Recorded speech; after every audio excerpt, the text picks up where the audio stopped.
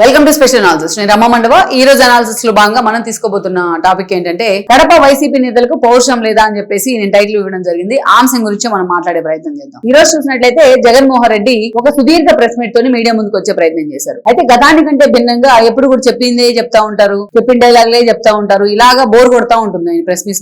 3 గంటలు అంటే 3 గంటల్లో జగన్మోహన్ రెడ్డి మాట్లాడే అంశాల కంటే ఆయన ట్రోలింగ్ గురయ్యే అంశాలే ఎక్కువగా ఉంటాయి. మనం చూసాం ఈ మధ్య కాలంలో. మీరు చూస్తే డేటాను తీసుకొచ్చి మైండ్ కి అప్లై చేస్తే అదే ఏ అన్నారు ఒకసారి, ఇంకోసారి ఏమో గంపగుత్తంగాని పలకడం రాలేదు. ఇలా తెలుగు ఇంగ్లీష్ మాట్లాడే క్రమంలో చాలా సార్లు తప్పులు దొరకడం గానీ, ఒక ముఖ్యమంత్రి స్థాయి వ్యక్తి కనీసం తన ముందు పెట్టిన పేపర్ ని చూసుకొని వచ్చినా ఆ స్థాయిలో తప్పులు దొరలవు. కానీ పదే పదే జగన్మోహన్ రెడ్డి పొరపాటు పడడం, పదే పదే ట్రోలింగ్ గురవుతాం మనం చూస్తా ఉన్నాం. ఈ కోలోకి వచ్చింది మావిగన్ కూడా. ఒక రాష్ట్ర రాజధానికి రాజముద్ర పడతా ఉంటే మరోవైపు మావిగన్ అని మాట్లాడడం కూడా ఆయన చాలా ట్రోలింగ్ గురయ్యారు ఈ అంశంలో. అయితే ఇక్కడ జగన్మోహన్ రెడ్డి ఏంటంటే తను ఎప్పుడు కూడా జనంలోకి వెళ్లే ప్రయత్నం చాలా సీరియస్ గా, లేదా ఏదైనా ధర్నాలు అలా ప్రొటెస్ట్లు పిలుపునిచ్చినప్పుడు తాను వెళ్లే ప్రయత్నం ఇది జరగట్లేదు. అయితే జనంలో ఏదో రకంగా జనాన్ని చేరుకోవాలంటే మీడియానే తన మాధ్యమం అనుకుంటా ఉన్నారు ఆయన. జగన్మోహన్ రెడ్డి మందుకోసారి ప్రెస్ మీట్ పెడితే ఆ నెల రోజుల పాటు ఆయన పెట్టిన ప్రెస్ మీట్ లోని 3 గంటల స్టఫే వాళ్ళకు కూడా స్టఫ్ ఆ మీడియాకి. అవే తిప్పి ఆయన మీడియా వాడుకుంటా ఉంటుంది అనమాట. అందుకే ఆయన సుదీర్ఘంగా ప్రెస్ మీట్లు పెడతా ఉన్నారు. అయితే ఇప్పుడు దాకా జగన్మోహన్ రెడ్డి పెట్టిన ప్రెస్ మీట్లకు ఇప్పుడు లేటెస్ట్ గా పెట్టిన ప్రెస్ మీట్ కు కొంత డిఫరెన్స్ ఏంటంటే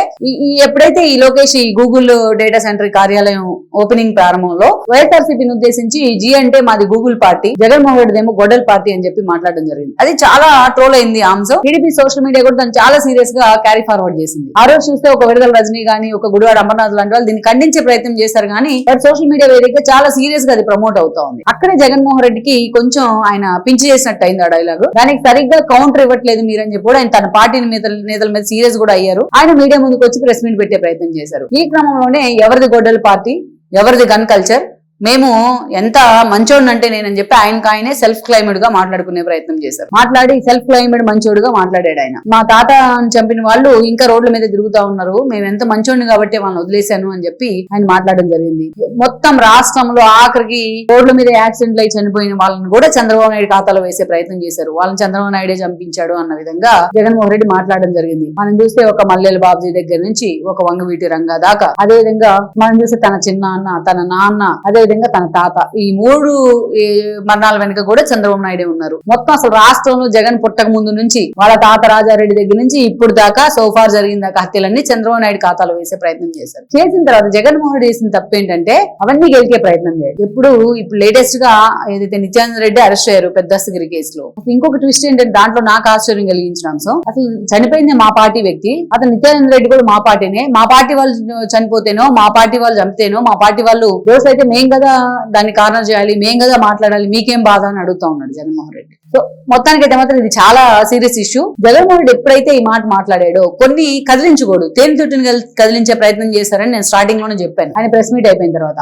ఎప్పుడైతే రాజారెడ్డి గురించి మాట్లాడారో అప్పటి నుంచి కూడా మొత్తం ఆ ఫ్యామిలీ హిస్టరీని సోషల్ మీడియా ఈ రోజు బయటకు తీస్తా ఉంది. ఇంకా వాళ్ళ అవశేషాలు చాలా ఉన్నాయి, వాళ్ళందరూ బయటకు వచ్చి మాట్లాడుతూ ఉన్నారు. వీళ్ళ బాధితులు చాలా మంది ఉన్నారు, వాళ్ళంతా బయటకు వచ్చి మాట్లాడుతూ ఉన్నారు. ఈ రోజు అసలు ఆ రోజు రాజారెడ్డిని ఎందుకు చంపాల్సి వచ్చింది అనేది పార్థసారథి రెడ్డి బయటకు వచ్చి మొత్తం A to Z చెప్తా ఉన్నాడు. ఈ రోజు పిన్ టు పిన్ మొత్తం రాజారెడ్డి పుట్టిన దగ్గర నుంచి చరిత్ర మొత్తాన్ని కడప నేతలు బయటకు తీశారు. ఈ రోజు బీటెక్ రవి ప్రెస్ మీట్ పెడితే ఆ స్థాయిలో ఆ ప్రెస్ మీట్ అందరూ కూడా ఓన్ చేసుకున్నారు. ఎప్పుడెప్పుడు ఏం జరిగిందని డేటాతో సహా బయట పెట్టే ప్రయత్నం చేశారు. మొత్తం ఎవరు రాజారెడ్డి హత్య దగ్గర నుంచి ఇప్పుడు వివేకానంద రెడ్డి హత్య దాకా ఏం జరిగిందనేది చెప్పే ప్రయత్నం చేశారు. జగన్మోహన్ రెడ్డి ఇన్వాల్వ్మెంట్ ఏంటి, ఏ కేసులో ఎలాగుంది, పరిటాల కేసు దగ్గర నుంచి కడపలో తనకి ఇష్టం లేని వాళ్ళు ఎలా జగన్మోహన్ రెడ్డి సైడ్ చేయించారు అనే అంశాల వరకు మొత్తం అసలు ఆ రక్త చరిత్ర అనే అంశాన్ని చాలా సీరియస్ గా జనం ముందు పెట్టే ప్రయత్నం చేస్తున్నారు. ఇదంతా ఒక ఎత్తు అయితే ఈరోజు జగన్మోహన్ రెడ్డికి వ్యతిరేకంగా ఉన్న వాళ్ళు మాట్లాడుతున్నా, జగన్మోహన్ రెడ్డికి ప్రోగా ఉన్న వాళ్ళు మాట్లాడుతున్నా, దానికి టీడీపీ కౌంటర్ ఇస్తున్నా, జనసేన కౌంటర్ ఇస్తున్నా, అది న్యూట్రల్ గా ఉన్న వ్యక్తులు అసలు అప్పుడు కడపలో ఏం జరిగిందని తులసిరెడ్డి లాంటి వాళ్ళు కూడా చెప్తా ఉన్నా. సోషల్ మీడియాలో గత 3 రోజులుగా ఇదే అంశం వైరల్ అవుతా ఉంది. ఒక పక్క సీఎం గానీ, ఒక పక్క లోకేష్ గానీ ఇదే అంశాన్ని హైలైట్ చేస్తా ఉన్నారు. నిన్న మొన్న చంద్రబాబు నాయుడు కూడా ఒక 9 క్వశ్చన్లు అని చెప్పి జగన్మోహన్ రెడ్డి కారణం చేసే ప్రయత్నం చేశారు. మొత్తానికి అయితే మాత్రం ఈ అంశాలన్నీ కూడా జగన్మోహన్ రెడ్డి మెడకు చుట్టుకున్నాయి. జగన్మోహన్ రెడ్డిని ఫాలోయర్స్ గానీ, సోషల్ మీడియాలో ఆయన తరపున పనిచేసే వాళ్ళు గానీ, జగన్మోహన్ రెడ్డి కోసం జర్నలిస్టులుగా పనిచేస్తున్న వాళ్ళు గానీ, ఆయన మీడియాలో ఆయన పేపర్లో ఈ స్థాయిలో వాళ్ళకి ఆ జనరేషన్ నిజాలు తెలుసుండు. కానీ ఈ రోజు మొత్తం ఇవన్నీ బయటకు వచ్చిన తర్వాత అసలు జగన్మోహన్ రెడ్డి క్యారెక్టర్ ఏంటి అనేది అక్కడ ఆవిష్కృతం అవుతా ఉంది. జగన్మోహన్ రెడ్డి వెనక ఎంత హిస్టరీ ఉందా, ఎంత చరిత్ర ఉందా వాళ్ళ ఫ్యామిలీకి అనేది మొత్తం ఈ రోజు జగన్మోహన్ రెడ్డి సెల్ఫ్ గోల్ వేసుకుని బయటపెట్టినట్లయింది. ఇదంతా ఇంత జరుగుతుంది ఈ రోజున. మరి టీడీపీ నుంచి కడప నేతలు అంతా కూడా వన్ బై వన్ మీడియా ముందుకు వచ్చి మాట్లాడుతూ ఉంటే ఈ రోజు వైఎస్ఆర్సీపీలో కడప నేతలు ఎవ్వరు కూడా బయటకు వచ్చి మాట్లాడే ప్రయత్నం చేయట్లా. If I'm correct, Srikanth Reddy ఒక్కరే మాట్లాడారు, బయటకు వచ్చి దాన్ని ఖండించే ప్రయత్నం చేశారు. ఇంకా మిగతా నేతలు చాలా మంది ఉన్నారు ఆ పార్టీలో, కానీ కడప నుంచి ఒక్క నేత కూడా వచ్చి ఈ రోజు ప్రెస్ మీట్ పెట్టే ప్రయత్నం చేయాలి. ఇది నేను చెప్పట్లేదు, జగన్మోహన్ రెడ్డి సొంత మీడియా, ఆ సొంత మీడియాలోనే వార్తలు రాస్తా ఉన్నారు వీటి గురించి, సొంత వెబ్సైట్ లోనే. ఇక్కడ మనం చూస్తే ముఖ్యంగా అవినాష్ రెడ్డి కడప ఎంపీగా ఉన్నారు కదా ఆయన. ఈ రోజు అవినాష్ రెడ్డి పేరు పదే అన్నిసార్లు తెర మీదకి వస్తే బీటెక్ రవి పెట్టిన ప్రెస్ మీట్ గానీ అదేంటో టీడీ నేతలు చెప్తుంది కానీ ఈ రోజు అవినాష్ రెడ్డి ఎందుకు మీడియా ముందుకు రాలేదు అంటే ఇదంతా జగనే చూసుకుంటాడు అనుకున్నట్టుంది ఆయన. అవినాష్ రెడ్డి మీడియా ముందుకు రాలా. ఇంకా అంతకంటే విషాదం ఏంటంటే ఆ పార్టీ తరఫున జగన్మోహన్ రెడ్డి కోసం పనిచేసిన వాళ్ళు చాలా మంది ఉన్నారు కడపలో. జగన్మోహన్ రెడ్డి ట్యాంపర్ చేసిన వాళ్ళు చాలా మంది ఉన్నారు. వాళ్ళు ఎవరు మీడియా ముందుకు వచ్చే ప్రయత్నం చేయట్లేదు. ఫర్ ఎగ్జాంపుల్ సుధీర్ రెడ్డి ఉన్నారు, జమ్ములమూడి ఎమ్మెల్యే గతంలో, అతను బయటికి రాలేదు. అదేవిధంగా మనం చూసినట్లయితే ఈ రోజు సుధా లాంటి వాళ్ళు ఎమ్మెల్యేలుగా ఉన్నారు బద్వేలు నుంచి, ఆవిడ రాలేదు. పాషాన్ని తీసుకెళ్లి ఉప ముఖ్యమంత్రిని చేశారు, ఆయన రాలేదు. ఇంతకంటే జగన్మోహన్ రెడ్డి ఫ్యామిలీ మెంబర్స్ చాలా మంది ఉన్నారు, వాళ్ళు ఎవరు కూడా మీడియా ముందుకు వచ్చి ఖండించే ప్రయత్నం చేయలేదు. అంతకంటే ఇంకో గౌరవం ఏంటంటే జగన్మోహన్ రెడ్డి కోసం ఆ స్థాయిలో పనిచేసిన శివప్రసాద్ రెడ్డి, రాజమల్లి శివప్రసాద్ రెడ్డి ఏదైనా సరే మీడియా ముందుకు వచ్చి ఖండిస్తూ ఉంటారు. ఆయన కూడా ఈ ఇష్యూలో ఎక్కడా కూడా మాట్లాడలేదు. అంతేకాదు స్వయంగా జగన్మోహన్ రెడ్డి మేనమామ అమలాపురం ఎక్స్ఎమ్మెల్యే రవీంద్రనాథ్ రెడ్డి ఆ జిల్లానే పైగా ఈ రోజు ఆ జిల్లా అధ్యక్షుడిగా ఉన్నారు.